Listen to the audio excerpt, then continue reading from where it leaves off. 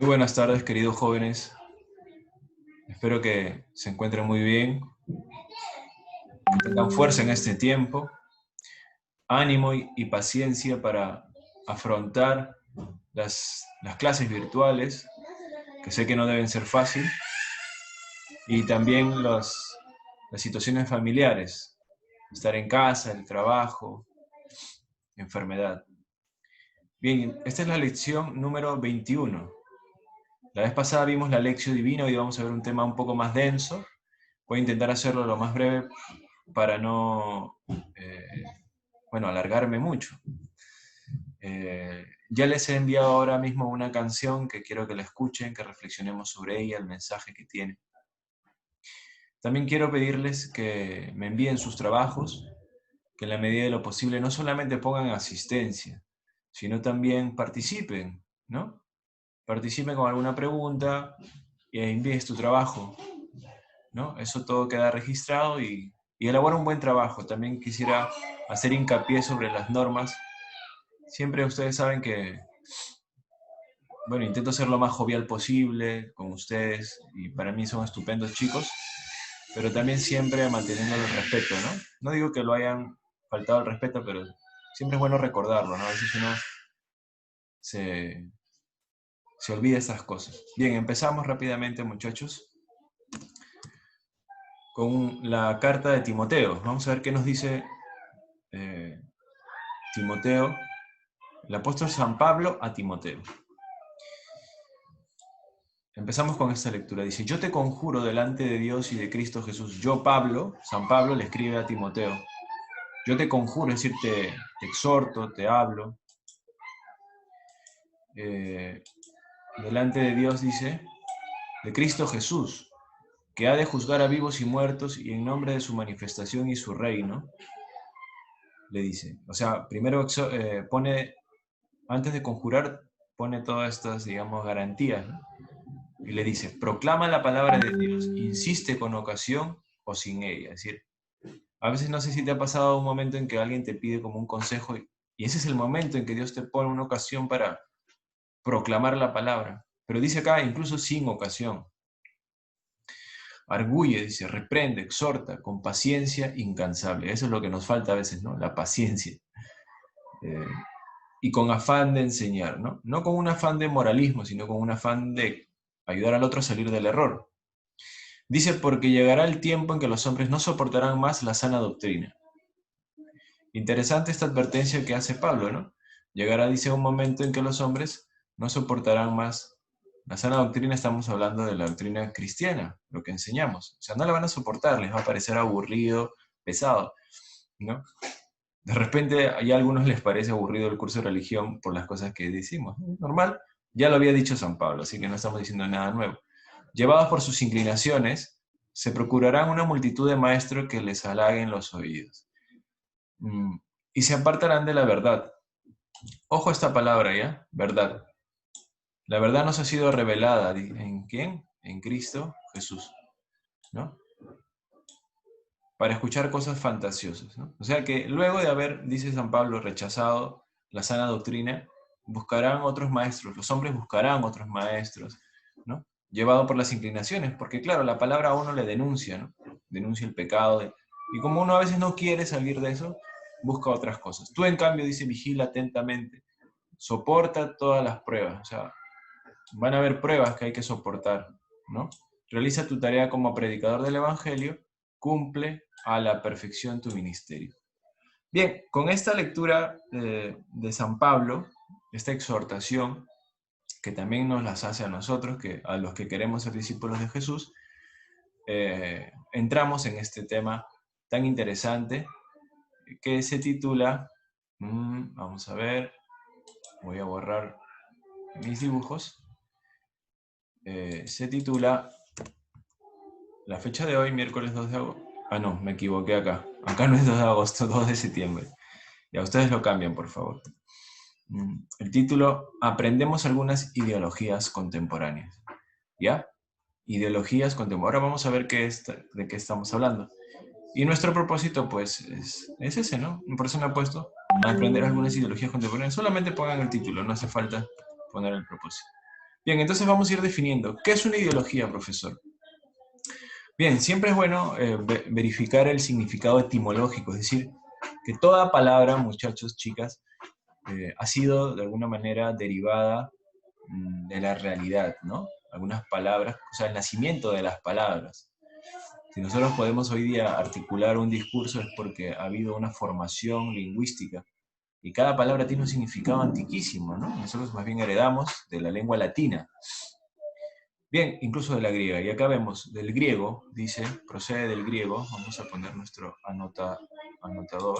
Esto es muy bueno siempre, cada vez que se haga una lectura, si la pueden hacer de esa forma, ¿no? A mí me ayuda mucho. Procede del griego y está conformado por la unión de dos partículas de dicha lengua. Idea, ¿no? Aquí está, idea. Y que se define como apariencia o forma, ¿no? Es decir, cuando ustedes vean la palabra idea en alguna otra palabra, ¿no? Ya saben qué significa, su significado etimológico anterior, su significado antiguo, es idea, forma o apariencia. Y el sufijo logia, que se utiliza en muchas cosas, ¿no? ¿Qué significa estudio? O sea, estudio de la forma, una ideología. Esta es una primera definición de tipo etimológico. Ahora, ¿qué más significa ideología? Vamos a ver. Ideología, ya dando una definición más concreta, es el conjunto de ideas fundamentales que caracteriza el pensamiento de una persona, una colectividad o una época. Es un conjunto de ideas, ¿no? Un conjunto de ideas fundamentales, o sea, bases, básicas, ¿no? ¿Qué caracteriza el pensamiento de una persona? Yo puedo tener mi ideología, o un grupo de personas, una colectividad, o una época. O sea, puede haber una ideología de una época antigua, moderna, contemporánea, medieval, del Renacimiento, de la época colonial, tal vez había ideología. ¿Entienden? Bien. ¿Qué más? Una ideología en ese sentido, es un sistema de pensamiento. Estamos hablando ya de algo más estructurado, ¿no? Que se compone, o que se puede estructurar, se puede sistematizar, que se compone de un conjunto de ideas, como bien decíamos, a principios, sobre los que se fundamenta una manera particular de ver y abordar la realidad.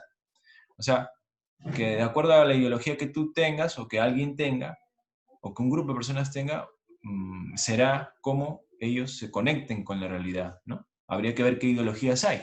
De allí que tengan la aplicación en los más diversos campos de la actividad humana, como la política, la economía, la religión o la cultura. ¿De acuerdo?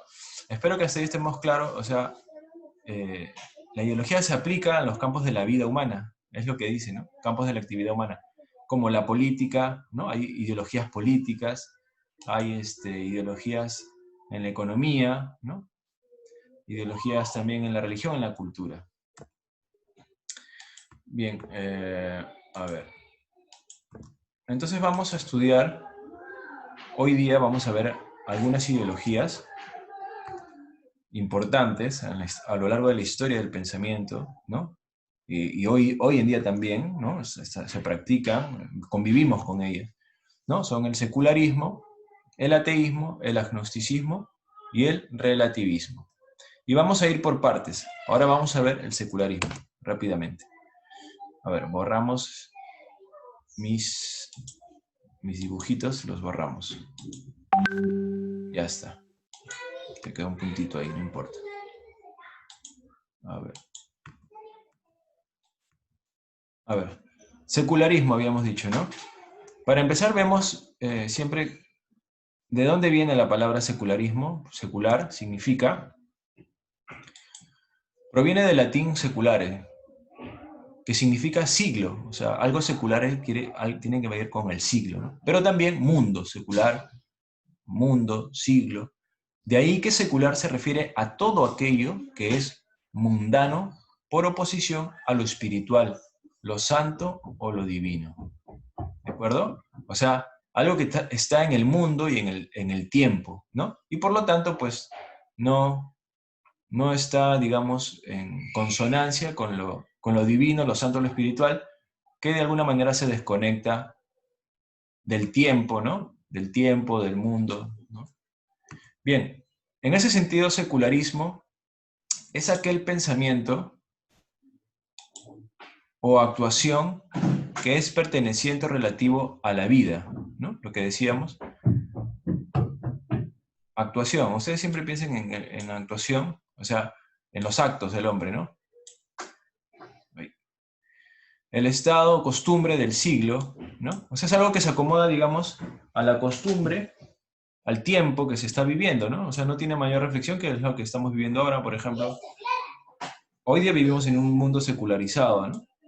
Desde toda perspectiva. Y por lo tanto, que no tiene órdenes clericales, ¿no? O sea, está desconectado de las órdenes religiosas, ¿no? Espirituales y ajeno a las prácticas de uso religioso. Espero que se entienda, creo que es claro, ¿no? Vamos a ver.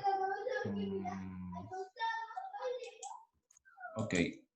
Bien, y de acá les he hecho una nota muy interesante que he sacado de un libro, en PDF que he encontrado unas notas de un tal Emilio Serrano Villafañe. Secularización y secularismo en el mundo actual. Es como un ensayo breve sobre este tema muy interesante. Ustedes deben saber que todos estos temas son tocados ampliamente por filósofos, historia del pensamiento, ¿no? Y acá les damos una revisada nada más, ¿no? Bien, y dice, el secularismo se presenta así en primer lugar, ¿no? Y dice, como hay secularización, secular, secularismo, palabras del mismo, tienen la misma raíz, pero se manifiestan en diferentes formas. Bien, en primer lugar dice como una impugnación o una contestación. Impugnar es contestar, dar lucha. ¿A qué? Radical a la religión, considerándola como un hecho cultural, o sea, la religión será para ellos un hecho cultural nada más, que ha dejado de ser válido en el mundo de la ciencia, ¿ok? La segunda forma de secularismo plantea la cuestión del puesto que debe ocupar la religión en el cristianismo. Y más concretamente, si puede haber un cristianismo de expresión meramente profana, es decir, sin expresiones específicas, ¿no? O sea, es decir, con respecto al cristianismo, ¿no? Como que le plantea si puede haber una expresión no sagrada, ¿no? Sino profana, o sea, un cristianismo que se acomode al tiempo, ¿no? O sea, nos desconectamos un poco de los principios básicos del Cristo, ¿no? Del judaísmo, y acomodamos nuestra forma de creer a nuestro tiempo, porque nos es más cómodo, ¿no? Es una forma de vivir secular, de secularizarse. Muchos cristianos y católicos viven completamente secularizados y dicen ser católicos, ¿no? ¿Me entienden? Bien, la tercera consideración del secularismo presenta ahora de un modo nuevo el antiguo problema de las relaciones del cristianismo con la civilización cristiana, propugnando una real separación entre el dominio de la civilización de un lado y el de la religión o de la fe en otro, ¿no? Bien, y acá tenemos algunas imágenes que puedo ver, la separación entre el Estado y la Iglesia, ¿no? Una figura de un hombre con su lado religioso y su lado mundano, ¿no? Estado, Iglesia también, ponen en el perchero, ¿no? Ya lo que ya pasó de moda, ¿no? Las religiones, el Islam, el cristianismo, y acá una persona que bota al tacho todo lo antiguo, ¿no? Por así decirlo, antiguo entre comillas. Bien, pasamos a la segunda forma a la segunda ideología que vamos a tocar el día de hoy.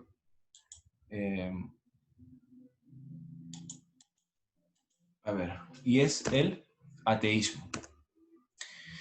El ateísmo ya ustedes seguramente lo han escuchado, este es un símbolo del ateísmo como pueden ver aquí. Se define como la ausencia de la creencia en deidades o divinidades, por lo cual se rechaza su existencia, o sea, rechaza totalmente la existencia de una deidad, de un dios, ¿no? El vocablo griego, nuevamente vamos siempre a los orígenes de las palabras, define exactamente lo que señala, ya que a indica sin, a es privativa, ¿no? A.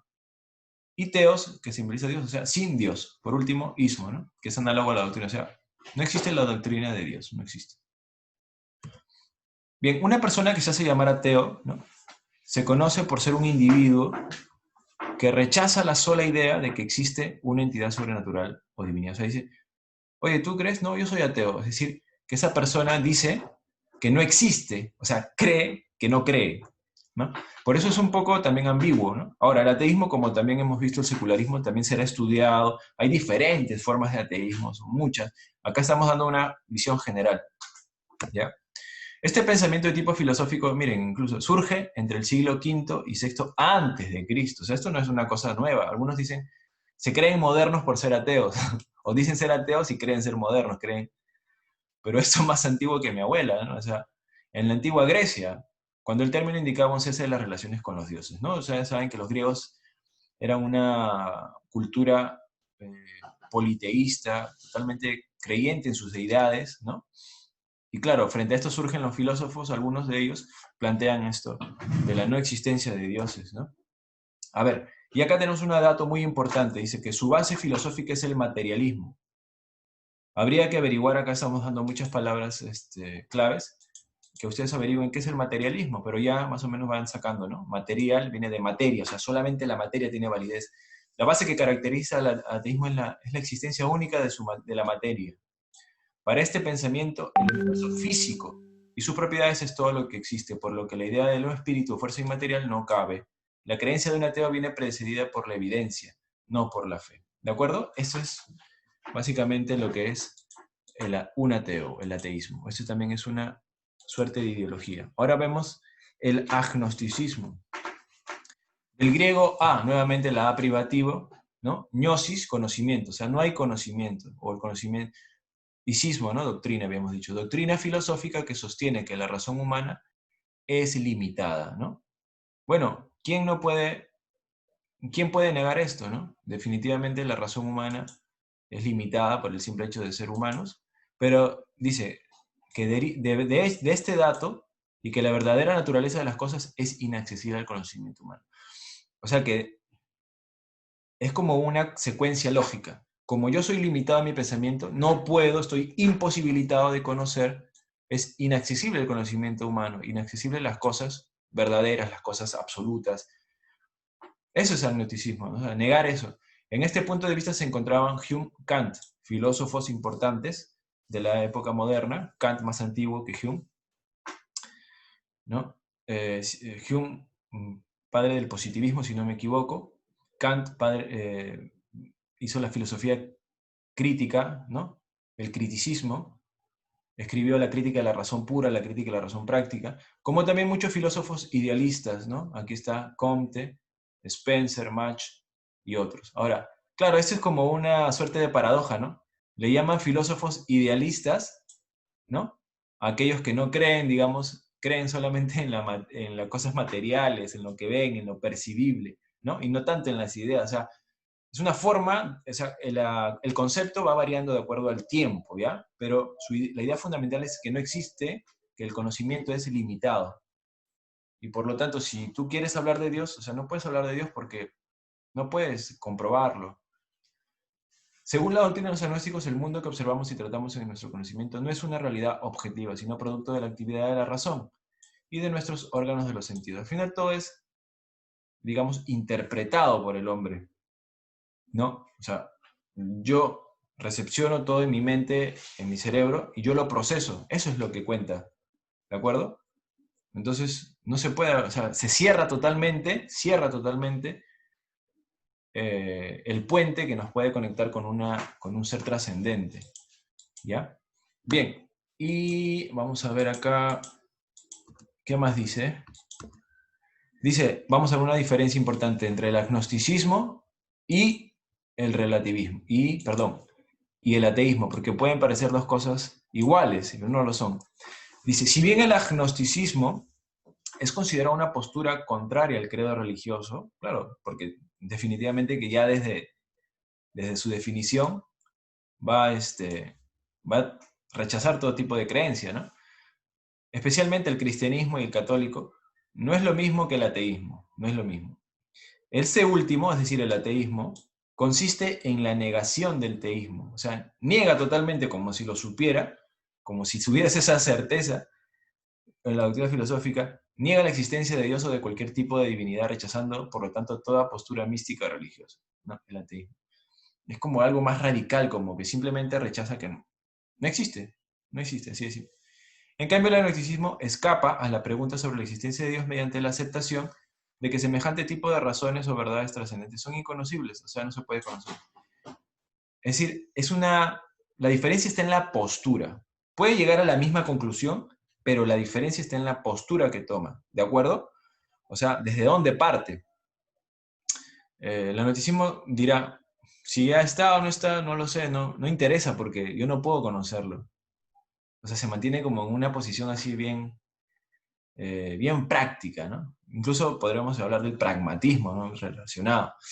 Muy bien, no nos vamos a meter en más discursos para no entrar, no confundirnos. Y ahora vamos a ver otro importante que es el relativismo, ¿ya?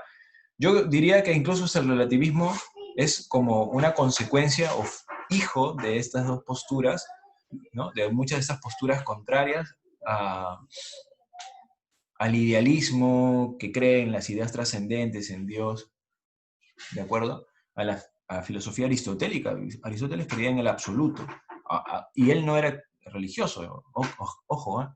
Bien, y yo digo que el relativismo sería como una consecuencia de estas posturas, ¿no? ¿En qué sentido? Dice, doctrina epistemológica que hace depender la validez del conocimiento de determinados lugares, tiempos, épocas históricas, ciclos de cultura u otras condiciones externas en las cuales el conocimiento se efectuó, ¿no? O sea, el conocimiento va a depender ya de la época, de donde tú estés, o sea, el conocimiento va a ser válido eh, en el contexto y en los parámetros en los cuales tú te encuentras. Eso es lo que le da validez a las cosas. Por eso es el relativismo, es algo sostiene que no existe una única verdad. O sea, mi verdad hoy no es igual a la verdad que hace 5 años de otra persona sobre el mismo asunto, digamos, ¿no? No hay una verdad única, inmutable, universal, sino que considera que existen tantas verdades como sujetos. O sea, en nuestro salón de veintitantos alumnos todos tenemos nuestra verdad. Nadie puede, o sea, no podemos enseñar nada porque para mí hoy es rojo, para ti mañana es azul. En otras palabras, la verdad tiene relación con el sujeto. O sea, estamos hablando acá de subjetivismo también, ¿no? Desde el relativismo es imposible acceder a todo el conocimiento de las cosas. Y luego hay también otro tipo, los relativismos se van variando, ¿no? Se aplican en diversos ámbitos. Por ejemplo, y en el tema moral es muy importante, ¿no? Por ejemplo, el relativismo ético y moral afirma que no hay una moral ni ética universal. O sea, no hay un sistema de valores único. Puede haber un sistema de valores en donde aquí sacrificar a un niño es algo malo y en otras culturas es bueno, es algo relativo, ¿entiendes? Este concepto es controversial y provoca efusivos debates, ya que cuestiona la universalidad de los códigos, tanto éticos como morales, que las religiones monoteístas predican, ¿de acuerdo? Y esto, muchachos, tiene su base en las posturas que hemos visto anteriores, ¿no? Agnosticismo, ateísmo, etc. Bien, y ya termino, para no extenderme más, y les dejo la siguiente tarea. Algo sencillo. Bueno, acá un afiche de una incoherencia, dice, del relativismo, dice, ¿no? Un hombre que grita, no hay verdades absolutas, o sea, no existe la verdad. Y otro que le dice, ¿eso es totalmente cierto? Absolutamente, o sea, él mismo se contradice, ¿no? Porque si no hay verdades absolutas, ¿cómo él puede, digamos, afirmar con tanta certeza que no hay? O sea, incluso eso no puede ser. El relativismo se contradice. ¿Ven? Bien, van a responder. Uno, ¿para qué me servirá conocer las ideologías contemporáneas? Por favor, justifica tu respuesta, haces una cosa bonita. Analiza lo que hemos hablado hoy, lo que hemos leído, y para qué te sirve conocerlas. ¿Y qué ideología es la que me permite valorar a mi prójimo? También, tomas un poco de todo y la pones, escribes algo sustentado y bonito. Bien, conmigo es hasta aquí, muchachos, que Dios les bendiga, un gran abrazo, hasta pronto.